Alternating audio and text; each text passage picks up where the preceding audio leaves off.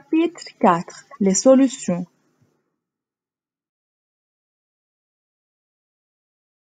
La nature des mélanges. Dans le mélange eau plus sel, il est constitué d'une seule phase.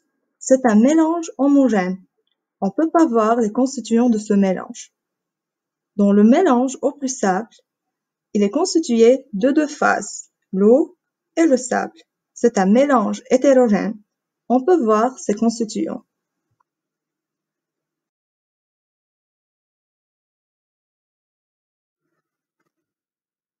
Qu'est-ce qu'une solution? Une solution, c'est un mélange homogène. Alors, elle est constituée d'une seule phase.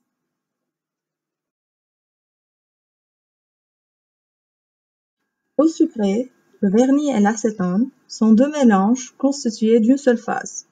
Ce sont des mélanges homogènes. Par contre, l'eau plus sable est constituée de deux phases. C'est un mélange hétérogène. Par suite, l'eau sucrée, le vernis et l'acétone sont considérés comme des solutions. De quoi est constituée une solution? On fait dissoudre une quantité de sel complètement dans de l'eau. La solution obtenue est l'eau salée.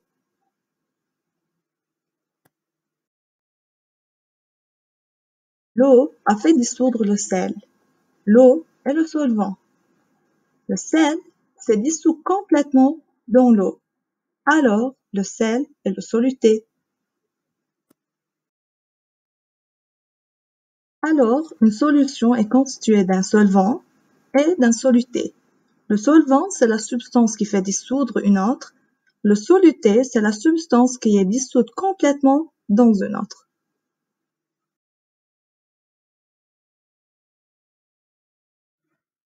On considère trois solutions.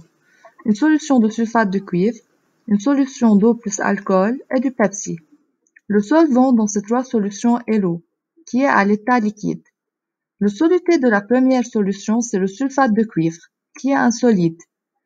De la deuxième solution, le soluté, c'est l'alcool, qui est un liquide. Dans le cas du Pepsi, le soluté, c'est le CO2, qui est un gaz. L'état physique de ces trois solutions est liquide. Ainsi, on peut remarquer que l'état physique des solutions est le même que celui du solvant.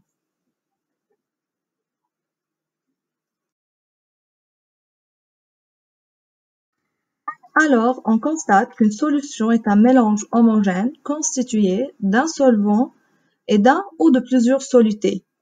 Le soluté peut être à l'état solide, comme le cas de sucre, du sel, du sulfate de cuivre, etc., à l'état liquide, comme le cas de l'alcool et du vinaigre, ou à l'état gazeux, comme le cas du dioxyde de carbone. C'est l'état physique du solvant qui détermine l'état physique final de la solution.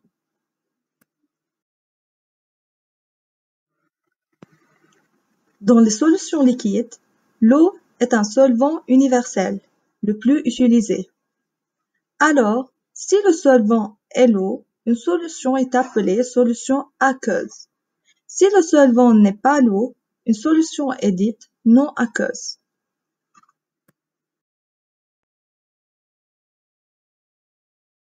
Alors, une solution se caractérise par la nature du solvant, la nature de ou des solutés et par sa concentration massique.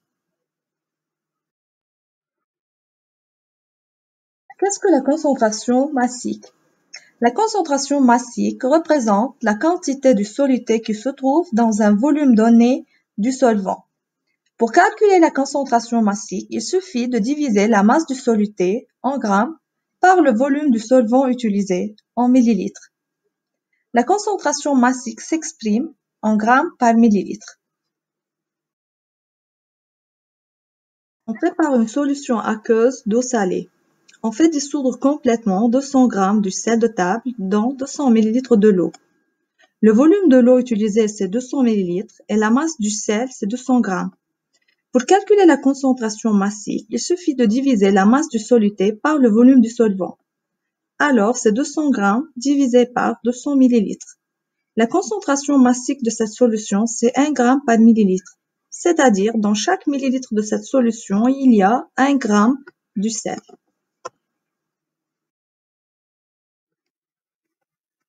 Calculez la concentration massique d'une solution aqueuse d'eau sucrée de volume 350 ml et contenant 130 g de sucre. La solution eau sucrée, volume du solvant, c'est 350 ml, masse du soluté, 130 g.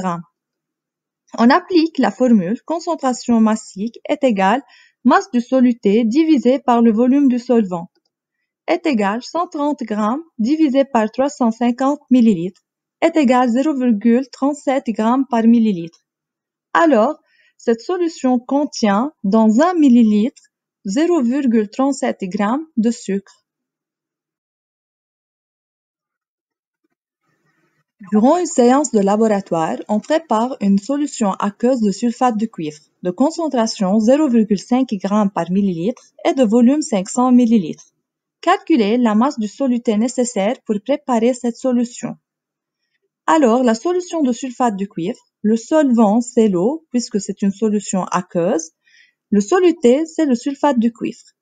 Par donnée, la concentration massique est égale 0,5 g par millilitre.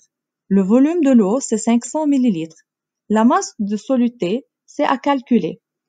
On applique la formule concentration massique est égale masse de soluté divisé par le volume du solvant. La masse du soluté, c'est l'inconnu. Alors, masse du soluté est égale concentration massique fois volume est égale 0,5 g par millilitre fois 500 ml est égal 250 g. Pour préparer cette solution, il faut dissoudre complètement 250 g de sulfate de cuivre dans 500 ml de l'eau. Un élève de B7 a pesé 150 g de sulfate de cuivre. Il faut préparer une solution aqueuse de sulfate de cuivre de concentration massique 1 g par millilitre. Calculez le volume d'eau nécessaire pour préparer cette solution. Alors, par donnée, on a que la concentration massique, c'est 1 g par millilitre. La masse du soluté est 150 g. Le volume d'eau à utiliser, c'est à calculer. On applique la formule concentration massique est égale masse du soluté divisé par le volume du solvant. Le volume de solvant, c'est l'inconnu. Alors, volume du solvant est égal masse du soluté divisé par la concentration massique est égal 150 g divisé par 1 g par millilitre. Alors, le volume de l'eau à utiliser est 150 ml.